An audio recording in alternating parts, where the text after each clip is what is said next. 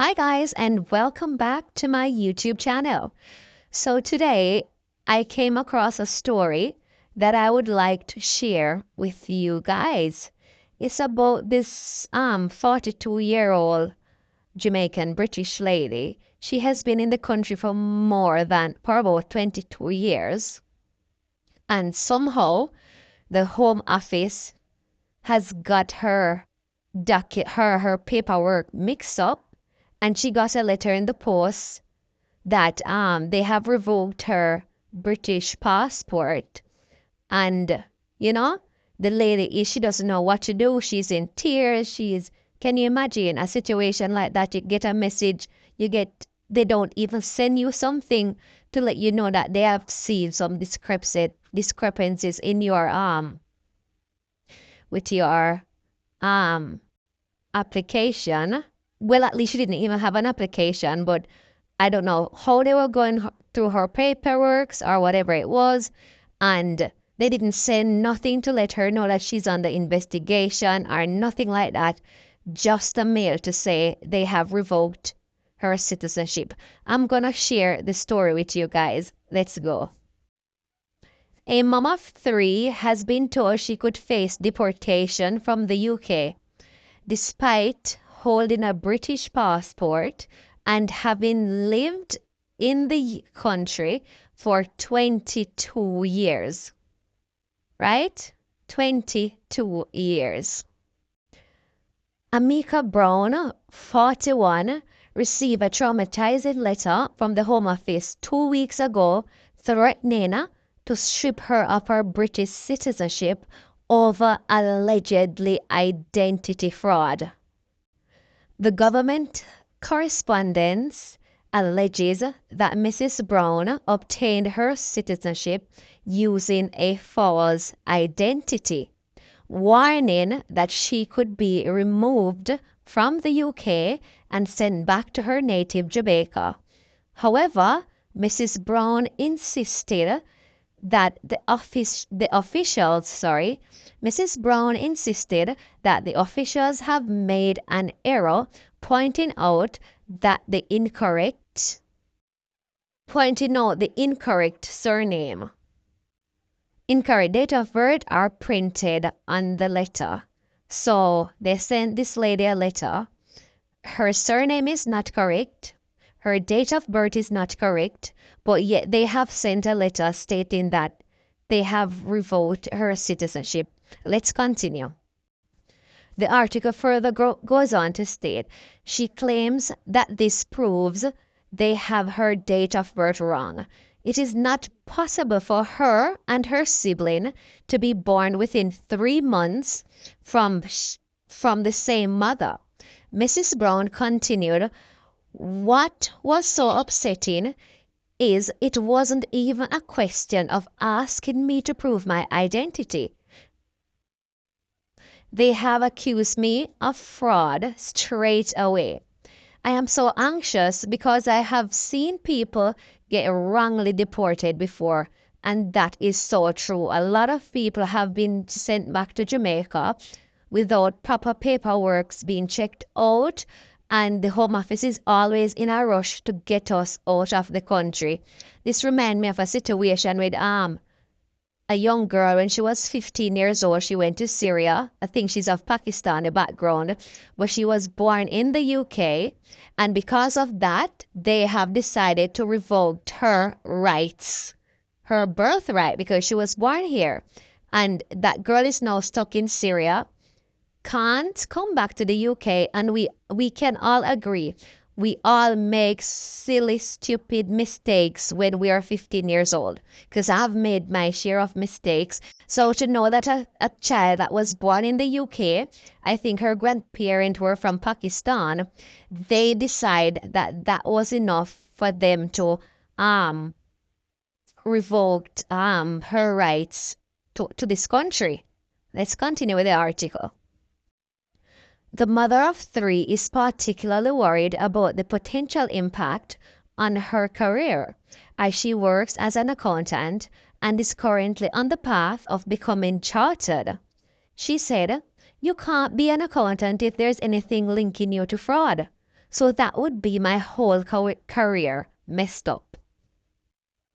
Mrs. Brown recounted her journey from Jamaica to the UK in 2002 at the age of 19. She had initially had a visitor's visa, married, became legalized in 2009, obtained indefinite leave to remain, and eventually settled status in 2015. After divorce and remarriage in 2019, she became a British citizen and received her passport. According to Mrs. Brown, the process cost around £10,000 in fees. Residing with her husband and youngest daughter, who is 10, Mrs. Brown is struggling to establish communication with authorities, saying, "I just want to be able to talk to someone, but there is no direct phone number and my letters have had no response." I'm telling you, it is so difficult to get through to the Home Office. Like there is absolutely it's just so difficult. You have to get a solicitor and go through certain channels, and that is spending more money. That's spending more money that people don't have, especially in this time. So they're the one that's saying they're accusing you of not of being using fraudulent ways to get your papers, and you can't get in contact with them to speak with anyone unless you spend money. Guys, sometimes when I tell you that living in this country is not easy, it's not for the faint-hearted, and a lot of people do not really understand. I'm not saying this everyone faces the same situation, but as expats, it's not easy. It's not easy. Mrs. Brown said this is affecting her entire family, and as anyone can imagine, because you would have to be worried. Everyone is worried. My eldest daughter, in particularly, is concerned, as if I get deported, they'll send her too. Having someone question my identity like this has just been horrible. Mrs. Brown further states, "I don't know what I'll do. I've been here for most of my life. I've been to university and I've got a career. I've never been in any trouble, and Mrs. Brown said that she has never been in any trouble. "I just want them to see that I am who I say I am." The Home Office said the case is still live and being looked into. A spokesperson added, "It is our long-standing position that we..." So guys, can you imagine having to live in a situation like this, watching over your shoulders every day, worrying, stressing out, probably not eating, not sleeping, everything that you can think of, because you're thinking that at any moment the authorities can come knocking on your door and everything just goes downhill from there, right? And it's so unfortunate whenever the Home Office makes mistake, it's like you are the one, it's left up to you to prove yourself. It's left up to you to prove yourself. Wherever you have to go to find money to get a solicitor to take on the case, it's left unto you to prove you're innocent. So I am just hoping that this gets resolved somehow, and that this lady will not be in this situation, because it is just sad. It is just really sad. You know what this reminds me of? This situation of taking away back your citizenship. It reminds me of this situation with Shamima Begum. I don't know how many of you have heard of that young lady, but it happened a few years ago. She was 15 years old at the time, and that was when there was heavy conflict going on in Syria, and I don't know, I guess a lot of the young ladies from that sector of the society, from the Middle East, those kind of people, um, they were heavily influenced, I'm thinking, in my opinion. They were indoctrinated and whatever the case may be. So that young lady, she left the UK at 15, went to Syria because she met she's gonna marry one of the um how should I put it? I don't want YouTube to block. One of let's read this and hear what it says. So let's have a read of what this clip is saying. It will explain more about the young lady I was speaking about previously, Shamima Begum. So it says, what did Shamima Begum actually do? According to the Daily Telegraph, it is reported that Begum had been in an enforcer in ISIS morality police and had tried to recruit other young women to join the JIHADIST group. The report said that she was allowed to carry a Kalashnikov, oh, RIFLE, and earned a reputation as a strict enforcer of IS laws, such as dress code and all those things.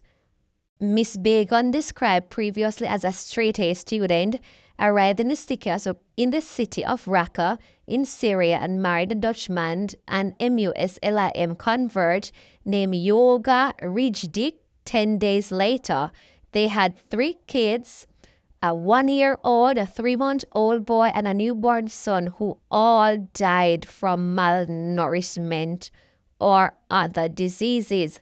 So she got her citizenship stripped from her when she went over there to do whatever it is. I'm telling you. Anyway, her citizen was stripped even though she was born in the UK.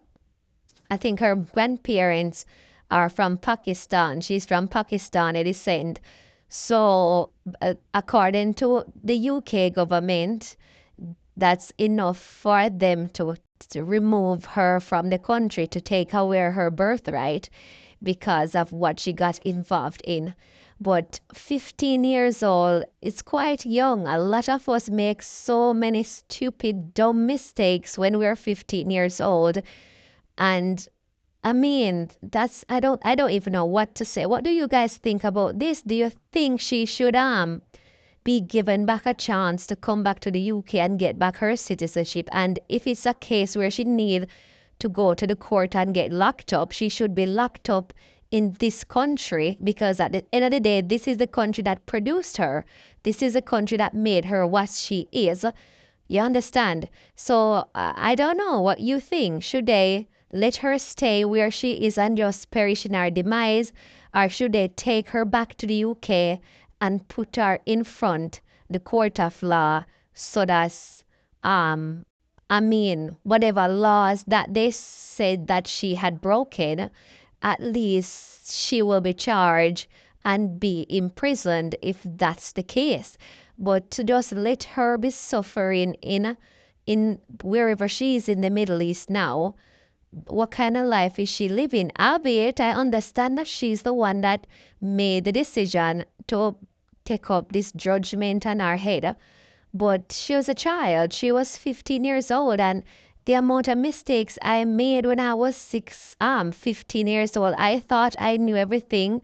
I thought I could conquer the world. It's not easy when you're at that age. You make dumb decision, but this one just affect her for the rest of our lives because she have our family and everything here in the UK. But anyway, let's see how this goes. Thanks for watching.